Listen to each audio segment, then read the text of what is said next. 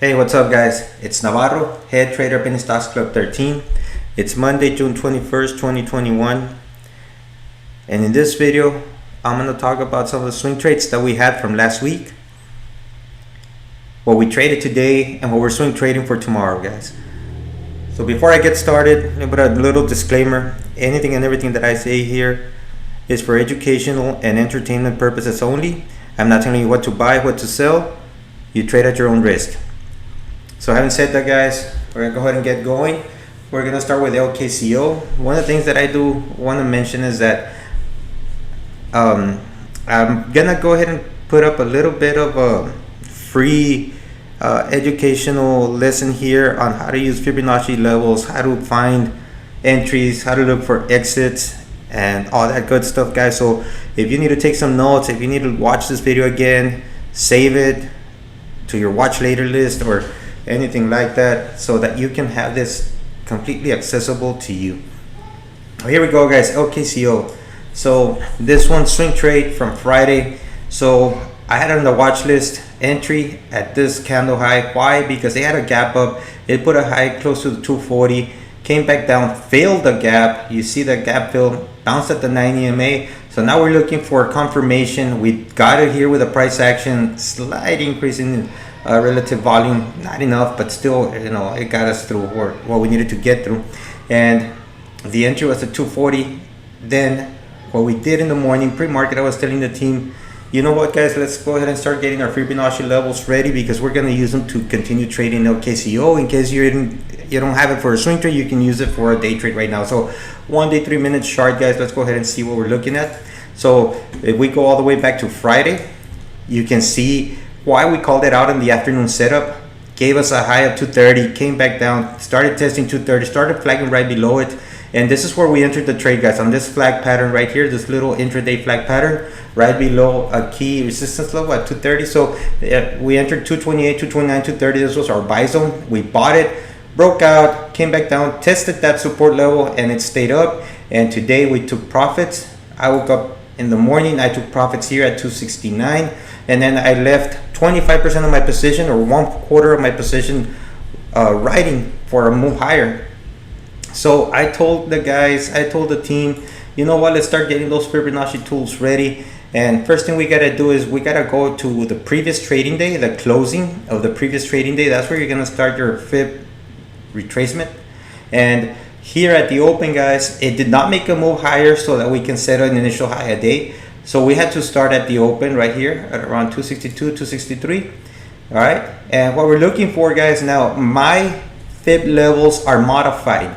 If you are a TD Ameritrade user, if you trade with Thinkorswim, then these are going to be all red. Now, I hate the red lines.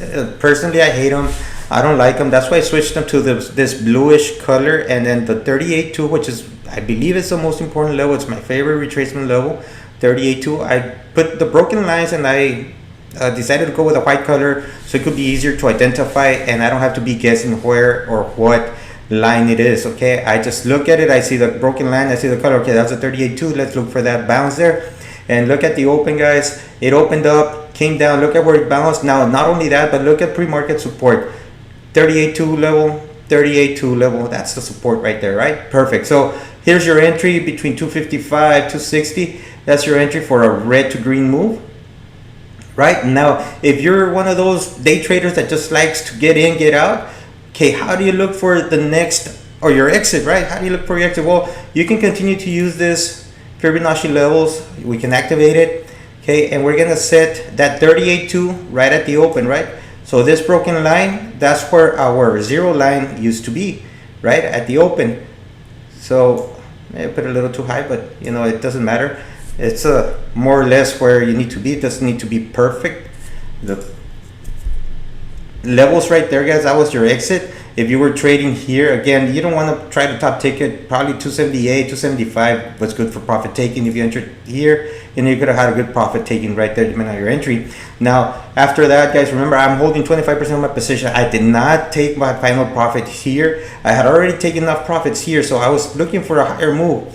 Then it came back down, tested that 38.2. We already knew that 38.2 down here worked. So now we're looking for 38.2. Now what else is showing support here? Well, pre-market, you got that support there, and you got previous resistance, right? So it's another key level, and it's right at the 38.2 level. Now, not only that, guys, let me zoom in here.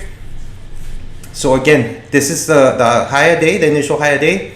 Came back down, tested that 38.2. You know that pre-market it had resistance and support levels. Not only that, but look at the 20 EMA, the 50 EMA, and the 9 EMA, right? So after it bounced there again at the 20 and the 38.2 level, you got all this resistance support, or all this support here with the EMAs and the 38.2. You got all this indicator supports, right? Plus pre-market action. Now, you know, you get the balance. Watch this. It touched and go on the 3-minute chart again, and look at this VWAP, this 9 EMA and VWAP crossover. This is the VWAP TL crossover, which is something that we have and we offer the PSE 13 members on how to trade this VWAP TL crossover. So I did call it out. I said possible VWAP TL crossover on LKCO, and sure enough, look at that 9 EMA. Just holding support all the way through. Now, how do we find this 3 level, guys? Well, let's go ahead and take a look at the daily chart. You could continue using these Fibonacci levels, but you gotta learn how to use different time frames to find your entries and exits. Again, the daily chart is gonna be your best friend, guys. The 1 day, 1 year. Okay, so let's go ahead and look here. Anything over 280, this was the last price there at 280, you know, last resistance level. Other than that, we got this big green candle. Well, that's what we're gonna use to find our exit. So if we get the price trend line here and we go to the close, to this green candle's close, that's the big body, right? It opened here, came down, came back up, came back down, and this is where it closed. That's exactly where it got rejected, and that's what I was looking for. My final take profit was at 298, guys. That's where I exited the last 25% of my position, and it was a good return. I added a little bit more to my profits, and that was just a great trade using indicators and lessons from the PSE 13 educational videos. So everything that I do is a repetition. Nothing changes, same strategy, same profit levels, everything was in here, and it worked out perfectly, guys. So LKCO, swing trade from Friday, successful trade, and a free trade lesson for everyone watching this video, guys. Again, take some notes. Next one, Wish. Okay, I had this one on a day trade from my watch list, especially because it's a meme stock, and you know, they tend to get volatile, so you want to take profits, you want to be holding the bag. And on this one, I'm going to show you first what I see on the daily, how I came about my entry and my exit. So you can see here this big move, a little bit of increasing volume. Tried to close above the 50, didn't, close below it. Following day opens on the gap up here, but gets slapped all the way back down below the 50. Then it just starts trading in between. You can see this 9 EMA starting to become support, right? You see that 9 EMA, not only that, but you see this 20 EMA and the 9 EMA crossing over it. So you've got this bullish indicator here, possible bullish indicator. You know, that crossover, usually a sign of bullish momentum. And now you got another attempt here. So I said, okay, if it opens up over the 50 EMA, then we got this 12 level that it's been recent rejection or recent resistance. So if it breaks 12, you know, we got to enter at 12. We got room to 15. My exit was 15 to the top of this candle, which I thought it was going to make that kind of move.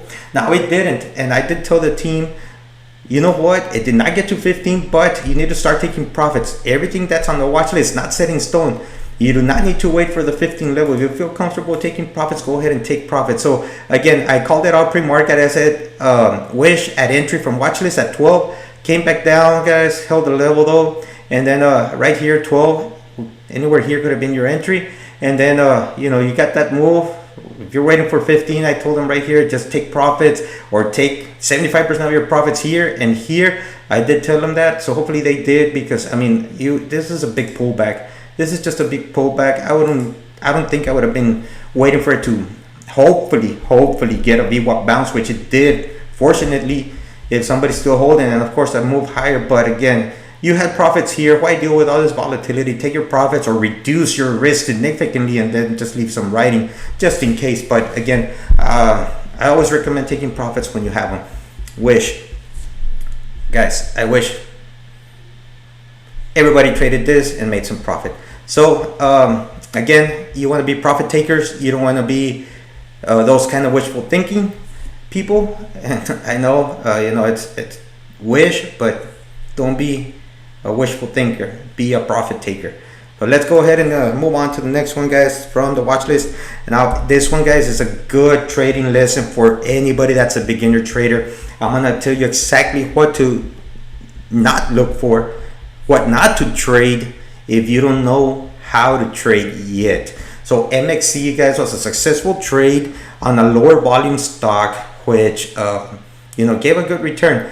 So why am I telling you not to trade this one if you're a beginner trader? Well, let's go ahead and look at its trading history. Let's go to the 1 year, 1 day. So this is a horrible chart. I mean, you can see it's horrible. I hate it. The only reason I put this up is for those experienced traders that know how to risk manage, how to manage their risk and take profits when they have them. Okay, if you're a beginner trader and you're struggling with taking profits because you want more money, you're not trading your percentage, you're trading your money, that's bad. That's not gonna help you out. You want to be trading how much percentage you've gained. Even if it's just $10 and you're up 10, 20%, if that's a dollar you didn't have, and that's 10% more in your account. If you think about a bank account, you wanted to grow percentage wise, not money wise. If you get a 20% return on your ATR or your APR, that's good. 20%. Banks right now are offering 2.25%. So if you treat this as your bank, then the higher percentage you get on your return, the better. Okay, so you always want to lock in your percentage gains and not your PL day. So again, why don't you want to trade this or be in this for a swing trade? Well, if you can see every time that it makes a big move, you see all these candles, they got upper wicks, it just gets slapped back down, slap back down, slap back down, slap back down. So there is no consistency in this stock. It cannot hold any levels, so you wouldn't want to be trying to hold it for a higher move because it usually doesn't make it. It gets slapped back down. So here, that's what's probably going to happen. So we entered at 850 because that was the watch list idea.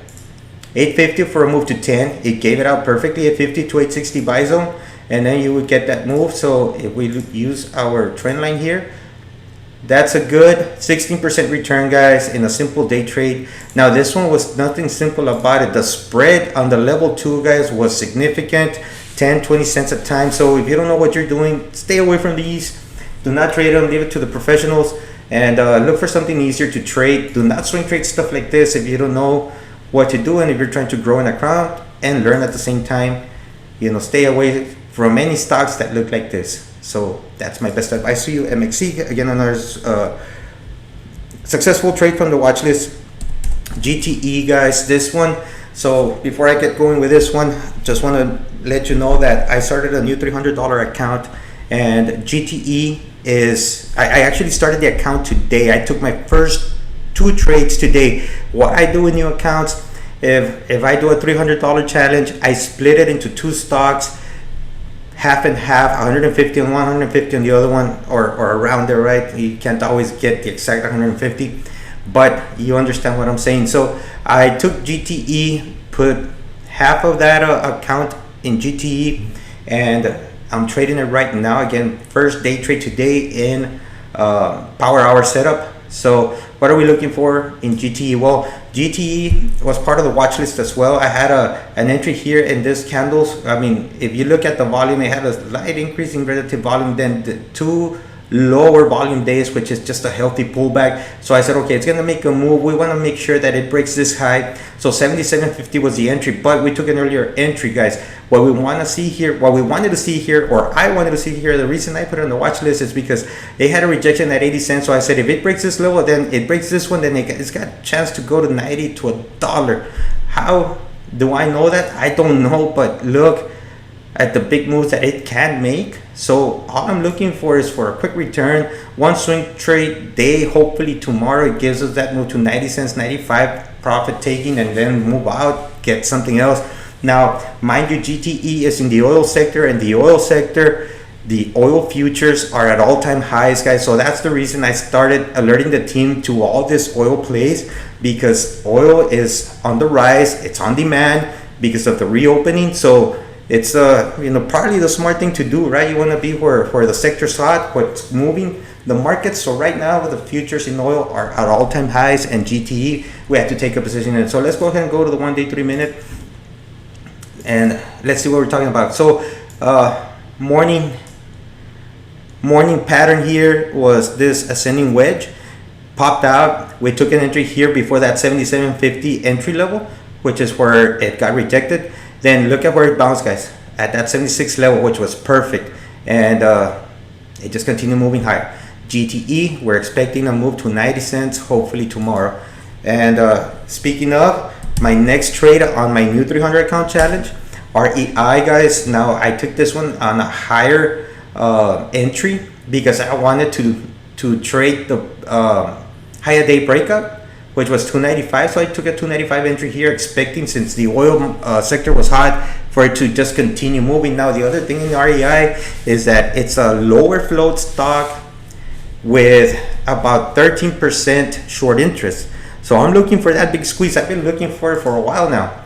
Okay, I've traded this one previously. I traded it here to here, this big 2 candles. I took profits, and I thought it was just gonna go. I started trading heavy, so I said, no way, I'm out. I took my profits. It started flagging here. I took another entry here and ended up taking profits at 3, about a 2-3 days swing trade. Took profits at 3, and now it's coming back up because the oil sector is hot again. So I'm back in it. I entered it right before the break of 3. We're looking for that break of 3 and possibly just hopefully trigger a lot of short stop losses, and let the buying frenzy begin and the short squeeze move us to new highs. So let's see what happens in REI. That's the way we are trading it, and hopefully it works out this time around, because it's been a while since I've been trying to get that squeeze here. Another one from the watch list, guys, KOS, again, same sector, oil, ascending wedge pattern, huge price action day, relative increase in volume. I want to see more,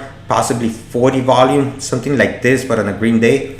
And hopefully tomorrow we get that follow through volume. I did have an entry on the watch list at 340, but I did let the team know that 360 was also good, because that's a key breakout level, right? So it broke out. So hopefully tomorrow we can see some continuation with the oil sector being hot. KOS. Now, what's next was not on the watch list, but it's stuff or stocks that that I alerted to the team. BRN, same sector. Here's the reason why, guys. Give me a second here. Let me remove this. We'll talk about those lines in a little bit. Those are part of the learning from PSE 13 with the chat room. So this one, guys, we had this wedge, and it broke out today because also, again, look, increasing volume, and the oil sector being a little on the hot streak right now. So we wanted to take an entry between that 325 level, which is this test of the trend line here. So 320, 325 entry, and move to possibly, hopefully 4 right here, guys, and 420 for profit taking on a good strong move. Now if that doesn't work, we started seeing to go heavy, we can see some resistance here at 380. Right, so another profit taking opportunity. Whether it's only 5%, we'll be fine with that, but we got to look at that 360, 4 and 420 levels, even 380, because we can see that there was some rejection there. So this would be our profit targets. If we get any of those, we can scale out 1/4, 1/4, 1/4, final 1/4 if it works. But we'll see. I mean, at the end, if we have to take profits at 360, then we'll do. If we have to cut losses, then we'll cut losses. That's part of the game. Got to learn to take and roll with the punches, guys. ENG was another call out today.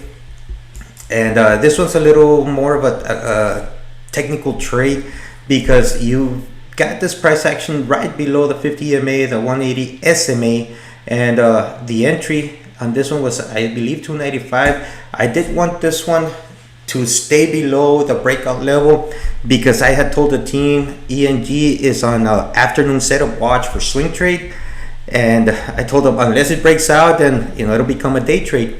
And sure enough, that's what happened. Let's go ahead and go to the 1 day 3 minutes to show you what I'm talking about. So I see the initial high of day here at 295, then it comes back up right here on this 3 candles here. That, remember, they're 3-minute candles. I was talking to the team, typing it into the chat room. You know what, ENG on watch. Hopefully it does not break out, stays above VWAP or slightly below, and then breaks out in the afternoon so that I can jump in and trade it for a swing trade. But it didn't give me that opportunity. I was focused on other trades, like I mentioned, and I told them it broke out it's on a breakout, broke out the initial high day, and then that's exactly where it bounced, with a VWAP and the 50 EMA holding support, and continued back up. They tell them to take profits around 340, 345. So hopefully they did. If not, I mean, it continued moving higher anyways. But again, you always want to take profits when you have them, because tomorrow you never know. Remember that's the 180 SMA's resistance level, so it might just get rejected and come back down. But again, another successful call out in the PSC 13 chat room, and that's pretty much it as far as what we traded or what we try to trade. The other thing here is the gappers for tomorrow, guys. ADIL, this was going to be part of my watch list today. It's no longer the case. It will probably be a day trade, on a day trade watch, using Fibonacci levels and all the lessons we learned at PSC 13. It's on a big gap up right now, ADIL. I also have IDRA and a gapper watch tomorrow, SPDI. For some reason it's not working, guys. I'll look for it again. But BBIG is another one on a gap, and PXS, that's another one on the gap, guys. So those are on watch as gappers tomorrow. And the only other ones I want to mention is HUSA, also in the oil sector. You can see the strong close, the big move. ENSV, guys, also a strong move on lower volume though, but again on the same oil sector. And USEG is another one with a strong close, guys. So keep an eye on this, take your notes, watch your levels, and we'll catch you in the next one.